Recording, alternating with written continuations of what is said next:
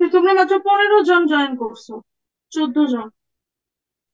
তোমাদের ক্লাসে আমি কোনো ইন্টারেস্ট পাই নাই। আচ্ছা, কালকে কি তোমরা ক্লাস করবা? তোমরা একটা ইনভাইটেশন পাইছো না? আচ্ছা, কালকে তোমরা একটা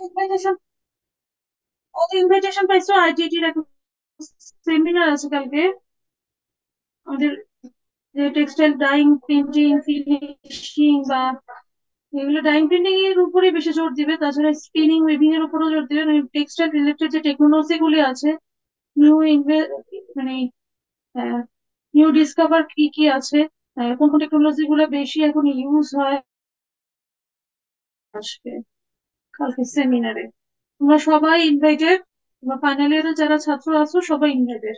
তোমরা ইনভাইটেশন পাইছো কিনা আমি জানি না। তো আমাকে ম্যাডাম বললেন যে তোমাদেরকে ইনভাইটেশন দিতে। আমার কাছে আজকে ক্লাস ছিল, এই জন্য আমি আর ফোন দেই নাই আর কি, ক্লাসে বললাম। তোমরা কালকে সেমিনারটা অ্যাটেন্ড করো, অনেক কিছু জানতে পারবে, যেহেতু ফাইনাল ইয়ারের ছাত্র। কয়টায় শুরু হবে এটা আমি জানতেই পারলাম না এখন। ম্যাডাম পার্মানেন্ট ইকবাল ম্যাডাম আর কি কনভেনার হিসেবে আছে। এবার হয়তো বা ইনভাইটেশন আগেও পাইছো, তো আমি আরেকবার দিলাম আর কি। আচ্ছা। আমরা আজকে ক্লাসে যেটা ফোন টেকনোলজির, এর আগে আমি তোমাদের ক্লাসে অতটা ইন্টারেকশন পাই নাই। তোমাদের সিটির কারণে কিনা জানি না, তোমরা বুঝতেছো কিনা বুঝতে বুঝি নাই। তো আজকে আমরা ফোনটা আগে শেষ করি, এরপরে আমরা টিকিউসিএফটি পারলে একটা শেষ করবো। 26,000 বছর আছে, শেষ করবো। আচ্ছা, আগে দেখো requirement of an ideal foam subject. ফোমটা যেটা, নর্মালি ফোমটা সাবজেক্টিভ হিসেবে কাজ করে। ফোমটা কোটিং বা প্রিন্টিং এ ফোম টেকনোলজিটা ইউজ হয়। ফ্লুইড যেটা, ফ্লুইড টেকনোলজিটা ডাইং বা প্রি প্রসেসিং এর স্কাউরিং ব্লিচিং এগুলোতে ইউজ হয়। ফোম টেকনোলজি, ফোম সাবজেক্টের কি কি ধরনের রিকোয়ারমেন্ট গুলি থাকবে? ফোম রেডিলি ইউজ করা যাবে এরকম। ফোমের স্টেবিলিটি এমন পর্যায়ে থাকবে যাতে সে যে কোনো সময় আমরা ফোমটাকে অ্যাপ্লাই করতে পারি। Exert a fast and uniform weighting action, have little or no effect on color fluctuations। এখানে যেটা ওয়েটিং অ্যাকশন, এটা হলো ফোমটা আমরা প্রিন্টিং অথবা কোটিং এর ক্ষেত্রে ইউজ করবো। ফোমের একটা নির্দিষ্ট ভিসকোসিটি থাকতে হবে, যে ভিসকোসিটির কারণে সে পেস্টের মতো হবে, কিছুটা পেস্টের মতো। তো ওইভাবে আমরা ফোমটাকে অ্যাপ্লাই করতে চেষ্টা করবো। বাট এটা হাইড্রোস্কোপিক নেচারটা থাকতে হবে, এটার যে সারফেসটা ওটা থিন ফিল্মের মতো হবে, যাতে ইজিলি সেটা সারফেস কন্ট্যাক্টে আসলেই, ফেব্রিক সারফেসের কন্ট্যাক্ট আর কি, ফেব্রিক সারফেসের কন্ট্যাক্টে আসলে সেটা ডিজলভ হয়ে যায়। তো এটা হলো ওয়েটিং অ্যাকশন, ইজিলি ওয়েট করে ফেলতে। Have little or no effect, এখানে যেটা হবে ফোম টেকনোলজি আমরা যেটা কাজ করবো ফোম ফিনিশিং এ, যেটা কনভেনশনালি যেরকম ভাবে ডাইং প্রিন্টিং হয়, সেটার যে ফাস্টনেস, ওই সেম ফাস্টনেসটা ধরে থাকে। ফোমে ইউজ করলাম, ফার্স্ট কালার ফাস্টনেস ডাউন বা সেই কালার উঠে যাচ্ছে, এই ধরনের ফোম অ্যাপ্লাই করা যাবে না। Compatible with other additives in the finishing maker, এখানে যেটা হয় ফিনিশিং আমরা অনেক রকমের কেমিক্যাল ইউজ করি। তোমরা ফিনিশিং এর ল্যাবে দেখেছো ডিফারেন্ট টাইপস এর সফটওয়্যার ইউজ করেছো, ডিফারেন্ট টাইপস এর এজেন্ট, যেমন অ্যান্টিমাইক্রোবিয়াল ফিনিশ এর এজেন্ট ইউজ করা হয় করোনায়, ফ্লেম রিটার্ডেন্ট ফিনিশ ইউজ করছো, ওয়াটার রিপিলেন্ট ইউজ করছো, রেজিস্ট্যান্ট ইউজ করছো, বিভিন্ন ধরনের ফিনিশিং কেমিক্যাল ইউজ করছো। তো এই কেমিক্যাল গুলোর মধ্যে কোনো কোনো ক্ষেত্রে অ্যাসিটিক অ্যাসিড ইউজ করেছো, কোনো কোনো ক্ষেত্রে ওয়েটিং এজেন্ট হিসেবে কোনো একটা ওয়েটিং এজেন্ট ইউজ করলা, কোনো কোনো ক্ষেত্রে ডিসপার্সিং এজেন্ট ইউজ করেছো। তো এই কোনো একটা এজেন্টের সাথে সে যাতে কম্পেটিবল হয়, ফোম হিসেবে যখন আমরা কেমিক্যালটাকে ইউজ করব, যদি ফোমের কারণে অন্য কোনো অ্যাডিটিভের সাথে বা অক্সিলারির সাথে অ্যাটাচ না হতে চায়, সেক্ষেত্রে এই ফোমটা আমরা অ্যাপ্লাই করতে পারবো না। Be less sensitive to temperature changes, temperature change হলে অনেক ক্ষেত্রে এটাই সবচেয়ে বেশি সমস্যা, টেম্পারেচার বা আদার্স কোনো অ্যাডভার্স কন্ডিশনে ফোমটা ডিসেবল হয়ে যায় বা ফোমটা ডিন্যাচার হয়ে যায়। এই ন্যাচারটাকে ধরে রাখতে হবে। Be tolerant of water hardness, cause no yellowing of white textiles and impart stability of the foam. তো বুঝেছই, ওয়াটার হার্ডনেস হলো ক্যালসিয়াম ম্যাগনেসিয়াম মানে যাতে কোনো কিছু ফর্ম না করে ফেলে, এটা হলো ওয়াটার হার্ডনেস এর কারণে। আর এমনি আমরা সফট ওয়াটার ইউজ করবো। এখন দেখো মেজারমেন্ট অফ ফোম প্রপার্টিজ, ফোমের ডেন্সিটি মেজারমেন্ট করা হয়। Density rho equal to M by P, ওই ডেফিনেশনেই ফ্লেমের ডেন্সিটি মেজার করা হয়। ফ্লেম ডেন্সিটিটাই ডিপেন্ড করে ফোমটা কতটুকু স্টেবল হবে, মানে কত টাইম টাইমস পর্যন্ত এটা এটা স্টেবল হবে, এটা ফোমের ডেন্সিটি থেকে এসেছে। আর এটা হলো গ্লো রেশিও, এটা খুব জরুরি একটা জিনিস। Mass of unformed compound by mass of an equal volume of foam. এই দুইটার যে রেশিওটা, আনফর্মড কম্পাউন্ড যেটা একটা কেমিক্যালকে আমরা ফোম বানাচ্ছি স্টিয়ারিং এর সাহায্য করতে করতে করতে করতে, এয়ার বাবল ইউজ একে ইনপুট করে করে করে করে আমরা এটাকে ফোমটাকে ফোম তৈরি করছি, আসলে কেমিক্যালকে ফোমে কনভার্ট করছি। সেক্ষেত্রে ওই ফুল ভলিউমটার মধ্যে আহ, কতটুকু আনফর্মড আছে কতটুকু ফোম হয়েছে, এই দুইটার যে রেশিওটা, রেশিও থেকে তার ব্লো রেশিওটা আগে, এই রেশিও থেকে বোঝা যাবে যে এই ফোমটা কতটুকু পরিমাণে ফেব্রিকের সাথে অ্যাটাচ হবে। এটা থেকে এই দুইটা রেশিও যেগুলো ব্লো রেশিও, ব্লো রেশিও ডেফিনেশনটা আসবে এখানে। Measurement of foam viscosity is a delicate process since the foams may be either thixotropic, they possess the property of showing a temporary reduction in viscosity when shaken or stirred, or pseudoplastic, they show an instantaneous decrease in the apparent viscosity with an increase in the shear rate in nature. এখান থেকে দেখো সিক্সোট্রপিক foam, সুডোপ্লাস্টিক foam, এই যে দুইটা types এর foam বলা হচ্ছে, এই ফোম দুটার প্রপার্টিজটা কিরকম হবে সেটা ওই ব্র্যাকেটের মধ্যে লেখা আছে, তোমরা একবার পড়ো তো।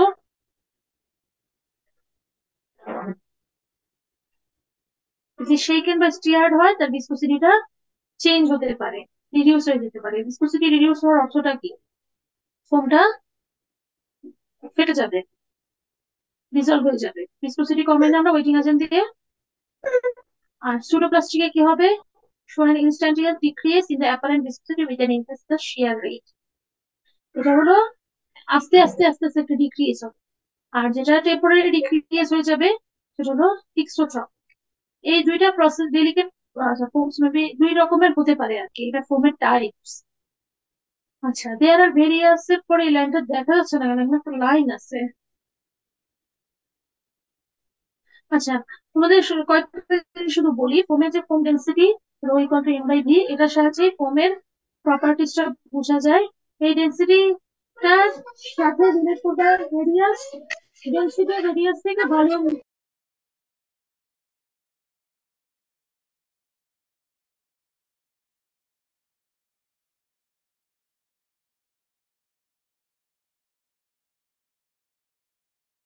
আচ্ছা, আর একটা হলো ফোম ডেন্সিটি, ফোমের ডেন্সিটি থেকে রেডিয়াসের সাথে একসাথে করে ফোমের স্পেয়ার, যেহেতু এটা একটা ভলিউম মেজার করা হয়, ওখান থেকে বোঝা যায় ফোমটা কিরকম, ফোমটা কতক্ষণ পর্যন্ত স্টেবল থাকবে। আর এটা হলো ব্লো রেশিও, ব্লো রেশিও থেকে বোঝা যাবে ফোমটা কতটুকু ফেব্রিকের সাথে অ্যাটাচ হবে।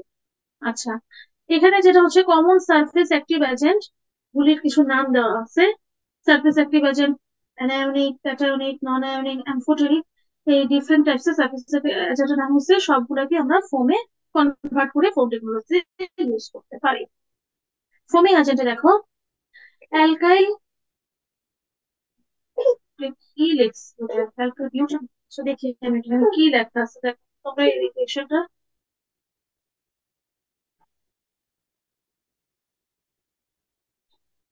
এই পেজটা একটু পড়ো তোমরা।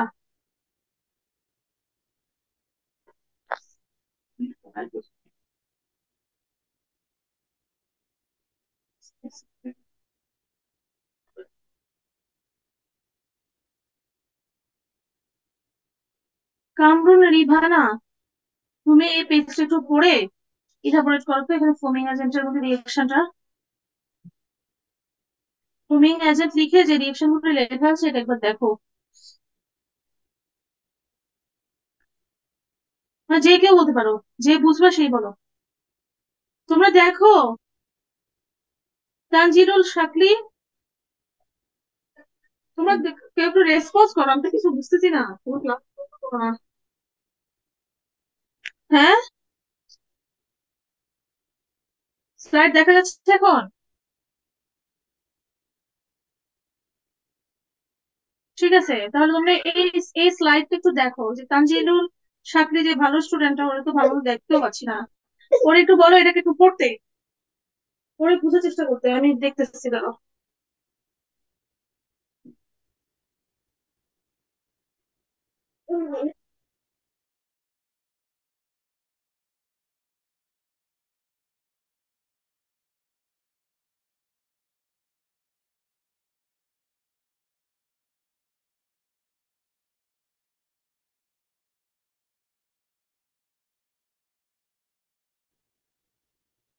টপিক কি জমা দিছো কিনা সবাই?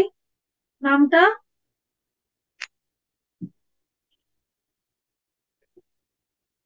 হ্যাঁ হ্যাঁ, তোমাদের সিআর এর মাধ্যমে জমা দিতে বলে নাই? রবিবার দিন তো মিটিং আছে। আচ্ছা ঠিক আছে, দেখো কোথায় তোমাদের সাথে মেলাতে পারবো। কি স্যার, তোমরা আমার ছাত্ররা যদি এখানে থাকো, তোমরা যে টপিক আছে ওটা আমাকে পাঠিয়ে রাখো। আমার সাথে কথা বলছোই যে নামে দিছোই, নামটা পাঠাবা, নাহলে আমি নাম দিয়ে দিব। রবিবার দিন মিটিং আছে তো, ওখানে আমাদের নাম দিয়ে দিতে হবে। আমি কথা তো বলছোই।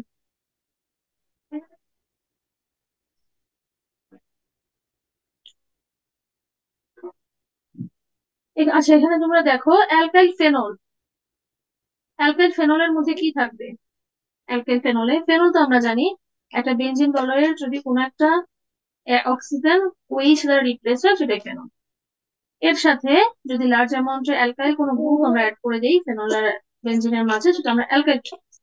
8 থেকে 12 কার্বন থাকবে যে অ্যালকোহল গ্রুপ, এন্ড 12 থেকে 20 কার্বন ইথিলিন অক্সি ইউনিটস হিসেবে থাকবে অ্যামাইন অক্সাইড বা অ্যাম্ফোটেরিক। অ্যাম্ফোটেরিকটা তো বুঝছো, anionic cationic non ionic amphoteric হলো অ্যানায়নিক ক্যাটায়নিক বোথ প্রপার্টিজ সেটা থাকবে।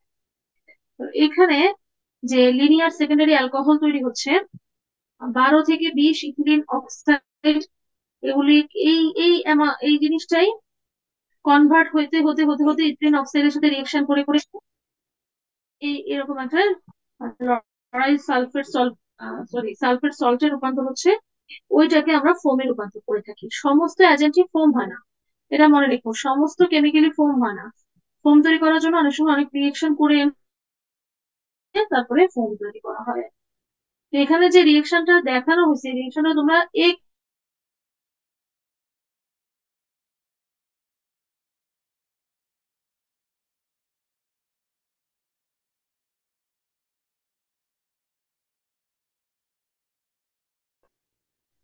কি বুঝছো বলো তো?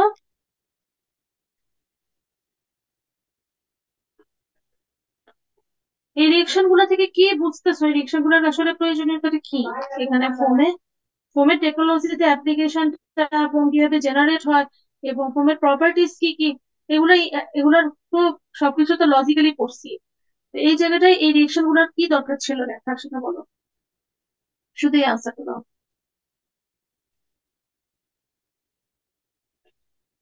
কোনো উত্তরই দাও না, এগুলো কোথায় ক্লাস করে আমরা জানি। এই যে তুমি বলো।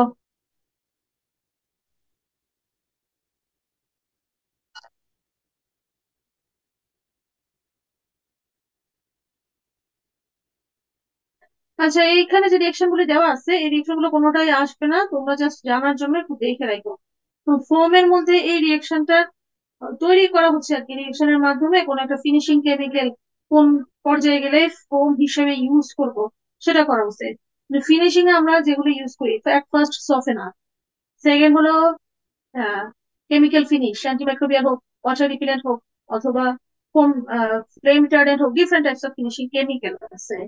এছাড়া আছে মার্সারাইজিং কেমিক্যাল, অয়েল রিপিলেন্ট। এই ডিফারেন্ট টাইপস এর যে কেমিক্যাল গুলি আছে, সবগুলো কেমিক্যালি ফোমের মাধ্যমে ইউজ করা যাবে, মানে ফোম তৈরি করে ইউজ করা যাবে। এয়ার বাবলের সাহায্যে আমরা এই কেমিক্যালটাই ফোমে কনভার্ট করবো। তো কোনো কেমিক্যাল যদি ফোম না হয়, তো সেক্ষেত্রে কোনো একটা রিয়েকশন করে তাকে ফোমে কনভার্ট করা হবে। এখানে যে রিয়েকশন গুলি দেওয়া আছে, অ্যালকাইল বিউটেন, আচ্ছা বিউটেনের সাথে এখানে লরাইল সালফেট সল্টের কিছু রিয়েকশন, সালফোক্সাসিলেট এস্টারের রিয়েকশন। এই রিয়েকশন গুলো তোমরা জানার জন্য একবার দেখো, এটা এখানের মধ্যে খুব একটা যৌক্তিকতা নাই। রিয়েকশন তাও দিয়ে রাখছি, তাহলে আসলে বই থেকে পড়াইছো, এর আগেও এরকম ভাবেই পড়াইছি। তার জন্য বইয়ের ডাইরেক্ট কপি এখানের মধ্যে আসে। এই বইটা কি আমি তোমাদের সোর্স দিছি? ফিনিশিং এর বই দিচ্ছি তোমাদেরকে? কেউ কি দিচ্ছি আমি? ফিনিশিং এর একটা বই আছে, সেনাই এর বই। সেনাই এর বইটাই আমি ফলো করছি এর আগে। আরো একটা বই আছে, তোমরা আমার রুমে 3টা বই আছে, তোমরা চাইলে ওই বইগুলো নিয়েও তোমরা যে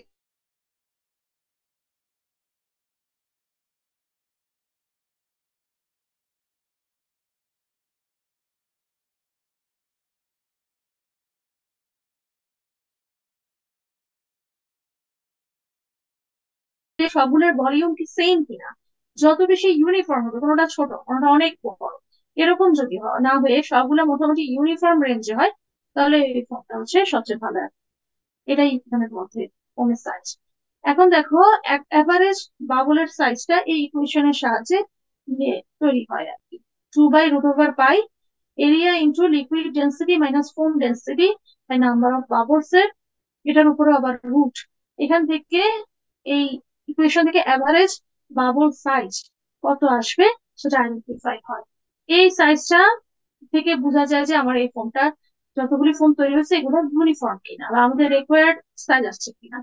এই সাইজটা কখনোই অনেক বেশি সাইজও বড় সাইজও আমরা চাবো না, আবার অনেক বেশি ছোট সাইজ চাবো না। এই ফোম ডেন্সিটি, আচ্ছা ব্রো রেশিও যেটা হয়, ফোম ডেন্সিটির সাথে ব্রো রেশিও ইনভার্সলি প্রপোর্শনাল। হ্যাঁ, সেখান থেকে দেখা যাচ্ছে ব্রো ratio to 1/4 directly equals foam ডেন্সিটির সাথে। মানে ফোম ডেন্সিটি যত বাড়বে ব্রো রেশিও তত কমবে, আর ডেন্সিটি যত কম হবে তত ইজি টু ওয়েট হবে। Recipe of wrinkle resistant finish and pigment colouration, এটা আমি বলতে পারি যে ফোমের সাহায্যে একটা ফ্রিজ রেজিস্ট্যান্ট ফিনিশ বা রেজিন ফিনিশ, রিঙ্কেল রেজিস্ট্যান্ট ফিনিশের ইয়া দেখো, একটা টিপিক্যাল রেসিপি দেখে সেটা কিভাবে দিবা সেটা দিতে পারো। এরকম ভাবে আসলে তখন দিতে মশা বাড়ছে না আসলে। আচ্ছা, তোমরা কি দেখেছো এই রেসিপিটা এর আগে তোমরা করছো? রেজিন ফিনিশ করেছিলে না, রেজিন বা ফিনিশ, ওটার মতনই রিঙ্কেল রেজিস্ট্যান্ট ফিনিশ। ফিনিশ আর ধরো পিগমেন্ট কালারেশন, পিগমেন্ট দিয়ে কালারেশন মধ্যে পিগমেন্ট তো সম্পূর্ণ একটা ওয়াটার ইনসলিবল জিনিস, সেটা তো জানো। বাইন্ডার ফিক্সারের সাহায্যে পিগমেন্টটাকে ফেব্রিকের সাথে অ্যাটাচ করে রাখা হয়, আইদার প্রিন্টিং অথবা ডাইং এ দুইটার ক্ষেত্রে পিগমেন্ট ইউজ করা যায়, সেটাও ফোমের সাহায্যে ইউজ করা যায়। এখানে পিগমেন্ট কালারেশন একটা রেসিপি দেওয়া আছে, রেজিন ফিনিশ বা অ্যান্টিক্রিজ যে রেজিস্টার ফিনিশের রেসিপি দেওয়া আছে। এই রেসিপি গুলো চাইলে টিপিক্যাল রেসিপি হিসেবে অ্যাড করবা। এখন আসো foam destruction. Capillary forces which withdraw the liquid from the foam lamella and so reduce their thickness until the bubbles burst. এটা করা হয় কি, যেখানে ফোম তৈরি হয়ে আছে, যখন ফোমটা অ্যাপ্লাই হয়ে যাচ্ছে অনেকগুলি ফোম আবার এক্সট্রা হিসেবে পড়ে যায় স্কুইজের মাধ্যমে। এই ফোমটাকে আবার কেমিক্যালে কনভার্ট করতে হবে। ফোমের ভিতরে তো এয়ার বাবল আছে, আমরা তো এয়ার বাবলের মাধ্যমে বাবল তৈরি করে রেখেছি আমরা, যাতে ইজিলি অ্যাপ্লাই করতে পারি আমরা ফোমটাকে। তো ওই এয়ার বাবলটাকে কম সম্পূর্ণ রূপে রিডিউস করার জন্য, মানে এয়ারটাকে রিডিউস করার জন্য ক্যাপিলারি টিউবের সাহায্যে এক্সট্রা এয়ারটাকে সাক করে ফেলে, তাহলে এই ফোমটা আগের জায়গায় কেমিক্যালে রূপান্তরিত হয়। এই কথাটাই এখানের মধ্যে লেখা আছে, তোমরা চাইলে এই ফোম ডিস্ট্রাকশনের এই স্টেপ গুলি করে নিই। এখন আসো historical background of foam finishing technology, কত সালে কবে এই ফোম ফিনিশিংটা ইনভেন্ট হয়, এই জিনিসগুলো আছে। কিন্তু ফোম বলো, supercritical fluid, salt free dyeing বা ইলেকট্রিক্যাল ফোর্সে বাইপোলার ফোর্সের মাধ্যমে ডাইং, এই অনেক রকমের স্টেপ গুলো আহ, একদম 1950 মানে লাস্ট শতাব্দীর লাস্টের দিক থেকেই এটা সম্পূর্ণ ভাবে মানুষ প্র্যাকটিসে আছে, কিন্তু ইনভেস্ট হয়েছে অনেক আগে। তো আমরা যে ডাইং প্রিন্টিং অ্যাপ্লাই করতে পারি সেটা কখনো ধারণায় আসে অনেকদিন পরে। এটা মেনলি ওয়ার্কেবল কন্ডিশন আসছে, সবগুলোর ইতিহাস থাকলে এরকমই পাবা। তখন আমি এটার উপরে লিখেছি যখন, তখন আমি এরকমই দেখেছি যে হিস্ট্রিটার মধ্যে দেখা যায় 1950, 1930 এগুলোর মধ্যে থেকেই স্টার্ট হয়ে গেছে অ্যাপ্লাই কন্ডিশন, কিন্তু ইনভেস্ট হয়েছে অনেক আগে, অনেক আগেই মানুষ ফোন চিনতো আর কি। Application suitable for foam finishing রিকার্স, কোন কোন অ্যাপ্লিকেশনে রেজিন ফিনিশ, সবাই জানো রেজিন ফিনিশ কি? রেজিন ফিনিশটা কি? রেজিন দিয়ে ফিনিশ করলে কি হয়? অ্যান্টি ক্রিজ হয়। অ্যান্টি ক্রিজ প্রপার্টি কিভাবে কিভাবে মেজার করে? তোমরা কি লাস্ট ল্যাবে করেছিলে ক্রিজ অ্যান্টি ক্রিজের মেজারমেন্টটা কিভাবে হয়, ইভ্যালুয়েশনটা? ফ্লেম ট্রেনের তো মনে হয় করেছো না? স্ট্রিপ স্ট্রিপের যে বার্নিং টেস্টের মাধ্যমে ফ্লেম রিটার্ডেন্ট হয়, এটা তো করেছো। তোমরা কোনো মেশিনারি ইউজ করেছিলে?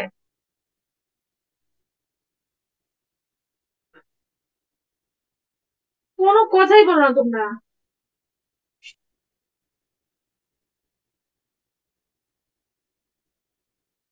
হ্যাঁ, ডিটিকেসি ল্যাবে গিয়ে কোন মেশিন ইউজ করেছিলে ক্রিজ রিকভারি অ্যাঙ্গেল মেজারমেন্টের জন্য? ক্রিজ রিকভারি অ্যাঙ্গেল মেজার করেছো না? তো ওখানে কিভাবে করেছো? কোন মেশিন ইউজ করেছো? মেশিনের নামটা জানা আছে?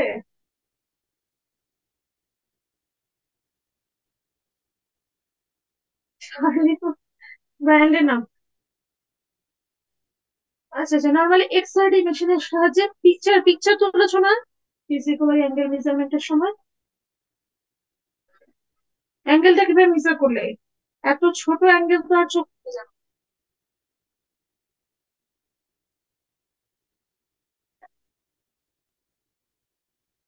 আচ্ছা যাক, এখানে হচ্ছে এই অ্যাঙ্গেলটা রিসেন্ট ফিনিশ হলো একটা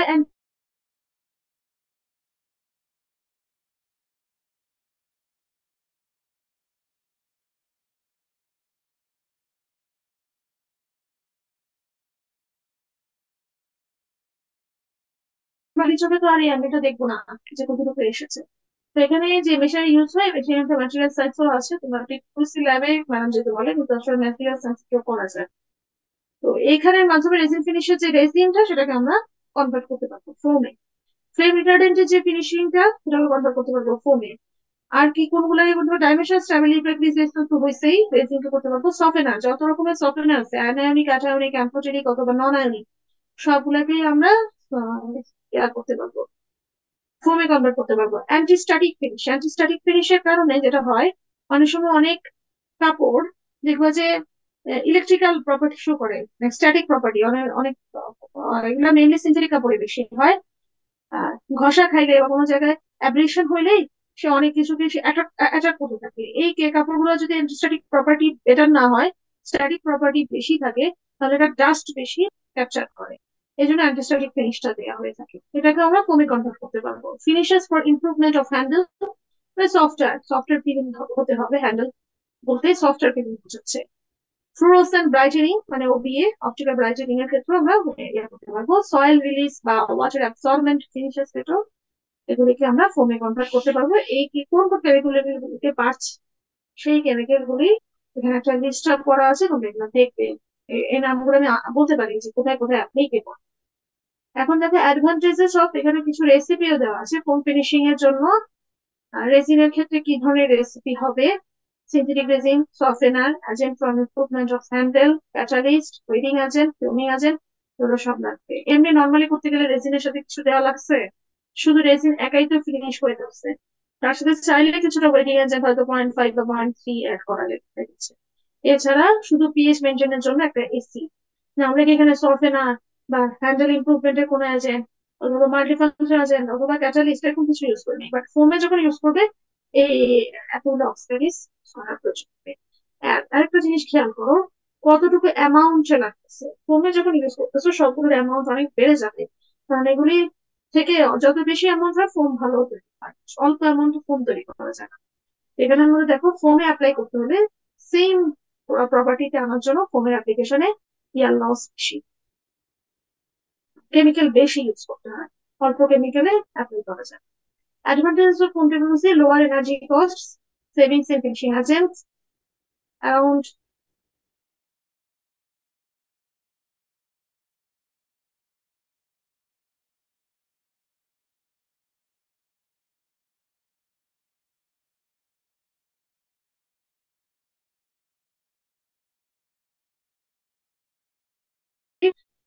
একটা ফেব্রিক যখন ফিনিশ হয়ে যায় এটা ডিউরেবল হয় আর কি।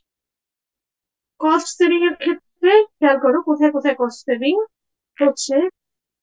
ডাইস এর ক্ষেত্রে কস্ট সেভিং, ডাইস কেমিক্যাল গুলির ক্ষেত্রে কস্ট সেভিং, ডাইং অ্যাসিস্ট্যান্স এর ক্ষেত্রে, ইফ্লুয়েন্ট ট্রিটমেন্ট, এনার্জি এনার্জি। দেখো cost saving using formed liquor, সেটার দরকার নেই। মানে কস্ট সেভিং হবে ফোন টেকনোলজি হলে, কস্ট সেভিং বা লিকার এগুলির জন্য আমরা ইউজ করবো না, সবগুলি এফিসিয়েন্সির জন্য ইউজ করা। Problems of phone technology: poor stability বা রিপ্রডিউসিবিলিটি যদি খারাপ হয় তাহলে ফোন আর সমস্ত এই হায়ার যে টেকনোলজিক্যাল স্টেপ গুলো এগুলো যেটা প্রবলেম হয় সেটা হলো রিপ্রোডাকশন। ধরো কোনো একটা টোন খারাপ আসলো বা কোনো একটা প্রিন্টের শার্পনেসটা খারাপ আসলো, তখন আমরা কিন্তু এটাকে আবার রিপ্রোডিউস করতে পারি না। এটাই হয় প্রবলেম বা সুপার ক্লিয়ার যেটা, কিন্তু ওয়াটারের ক্ষেত্রে যেটা করা হয় ইজি স্ট্রিপিং করে আবার ডাইং করা যায়, এই কাজটা হয় না এই টেকনোলজি গুলোর মাধ্যমে। আরেকটা যেটা প্রবলেম সেটা হলো, আমি এর আগেও বলছি, প্ল্যান্টের ইনভেস্টমেন্ট কস্ট বেশি আসে। Important terms of foam technology: blow ratio কি, পিএভি বা ক্রিটিক্যাল অ্যাপ্লিকেশন ভ্যালু কি, ক্রিটিক্যাল নাইসেল কনসেন্ট্রেশন কি, এগুলো তোমরা এই ডেফিনেশন গুলো জানবে। ফোমিং ডিগ্রি কি জিনিস, ফোম হাফ লাইফ কি, ফোম হাফ লাইফ হলো, এটা হাফ লাইফটা শুধু বলি। হাফ লাইফটা যেটা আছে, the time required for half the volume of liquor in the foam to revert to the liquid phase, it is used as a measure of foam stability. Foam তো তৈরি করেই অ্যাপ্লাই করে ফেলতে হবে। তো ফোমটা যতটুকু সময় এই বাবলটাকে ধরে রাখছে, তো এটা কতক্ষণের মধ্যে ফুল লিকুইডের হাফ অ্যামাউন্ট ফোমে কনভার্ট হচ্ছে। আবার এটার foam- দেখো, it is given as a time required for the half the volume of the liquid in the foam to convert to the liquid phase. Foam convert হওয়ার পরে সবগুলো ফোমই স্টেবল থাকবে না, অনেকগুলি ফোমই বাতাসটা ছেড়ে দিয়ে ওয়াটারে রূপান্তর হবে বা লিকুইডে কনভার্ট হয়ে যাবে। তো যতক্ষণ সময় লাগছে হাফ পরিমাণ ফোম কনভার্ট হয়ে যেতে, সেটাকে আমরা বলে থাকি ফোমের হাফ লাইফ।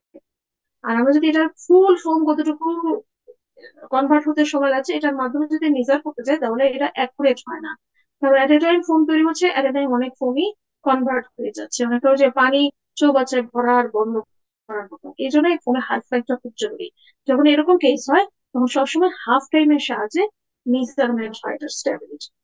এটা একটা জরুরি জিনিস ছিল, যেন বলে দিচ্ছি, বাকিগুলো তোমরা বুঝবা। ফোম পেনেট্রেশন টাইম, কতটুকু টাইম লাগছে রিলিজ হতে ফোনটা লিকার লিকারকে রিলিজ করবে ফেব্রিকের মধ্যে, কত ন্যানো সেকেন্ড সময় লাগছে, সেই মেজারমেন্টটা হলো phone penetration time. Phone stability, measure of the time that a phone will maintain its initial properties as defined, মানে কতটুকু সময় পর্যন্ত সে বাবল আকারে থাকে। ফোম ভিসকোসিটি হলো steep foam stiffness or resistance to flow when bubble walls are still in the liquid state.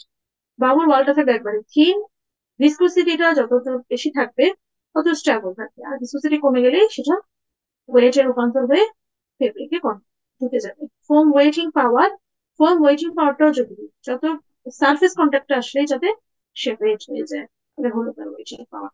তাহলে ফেব্রিকটা easily কেমিক্যালটাকে absorb করবে। ওকে, এই পর্যন্ত ফোমের কথাবার্তা ছিল। তোমরা কি ফোমটাকে একটু বোঝার চেষ্টা, মানে বুঝতে পেরেছো কিনা একটু বলো তো। যে কেউ আমাকে একটু বলো, ফোমে আমি কালকে না কবে ক্লাস নিলাম, সেখান থেকে আজকে পর্যন্ত কি পড়লাম বোঝার চেষ্টা করছি। যে কেউ বলো। আইডি 13।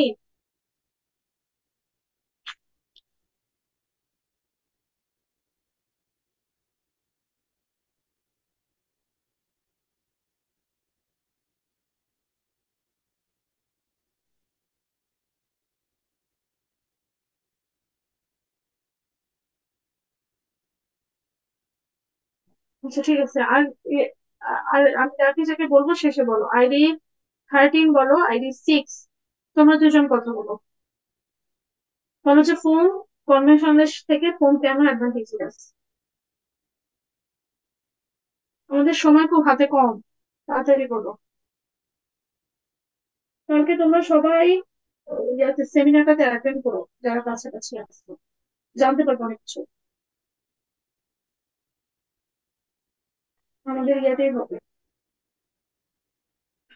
আচ্ছা, বলবা কথা নাকি বলবা না বলো তো, দেরি করে ক্লাসই করে না আসলে। আচ্ছা, অন্য কেউ বলো। 27 বলো আইডি। কেন অ্যাডভান্টেজিয়াস? নওশিন বলো 64।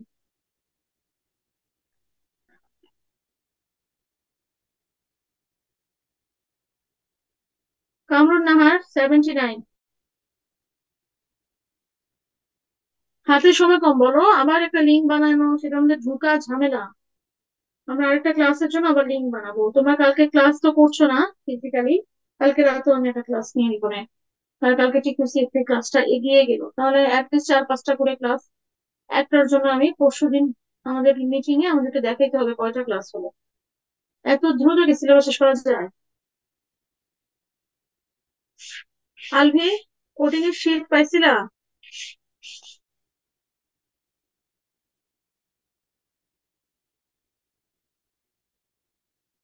আচ্ছা ঠিক আছে।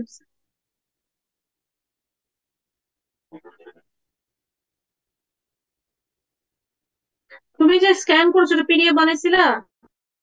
ইয়েতে করেছো ক্যাম স্ক্যানারে? ওই পিডিএফটা আমাকে পাঠিয়ে রাখো তো, ওই পড়ানোর সময় ইজি হবে না, থেকে লিখতে হবে।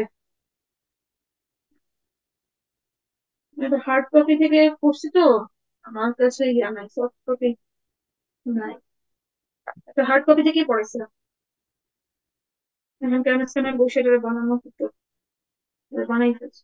আচ্ছা, কেউ কি কথা বলবা নাকি আমি বন্ধ করে দিবো? সুপার ক্রিটিক্যাল ফ্লুইডের উপরে নেক্সট বৃহস্পতিবার পরীক্ষা দিবে, এই তো। স্টুডেন্ট সংখ্যা কত জেমি? স্টুডেন্ট কত তোমরা? কতজন স্টুডেন্ট? আমি লুজ শিট নিয়ে আসবো, তোমরা ক্রিটিক্যাল ফ্লুইডের উপরে প্রিপারেশন নিও। এগুলো চাইলে ওসব ফোমের উপরও দিতে পারো, ফোমটা একটু ইজিয়ার হবে। তোমরা কি পড়া স্টার্ট করে ফেলছো?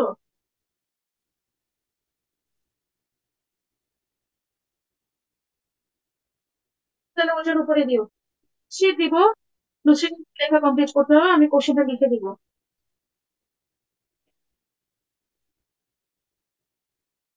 4-5টার মতো থাকবে, 10 নম্বরের কোশ্চেন যেরকম থাকে। আর সবাই পেন্সিল নিয়ে এসো, কোনো পিকচার যদি আঁকতে দেই।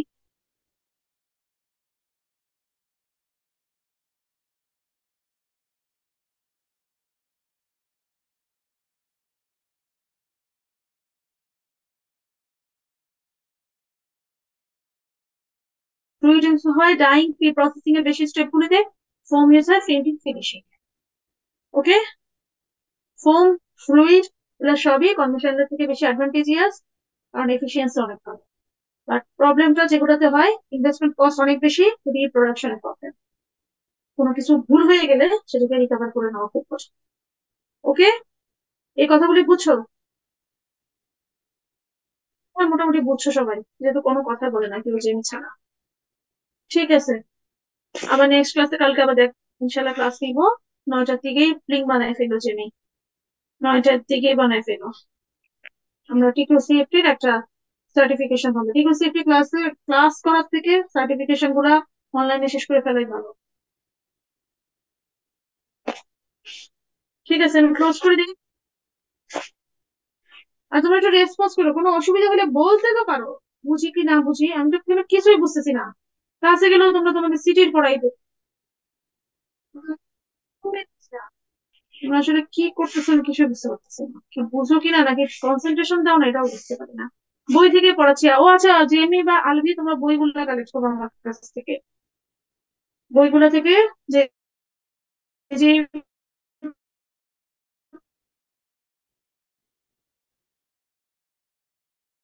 ঠিক আছে, ক্লোজ করে দিলাম আমি।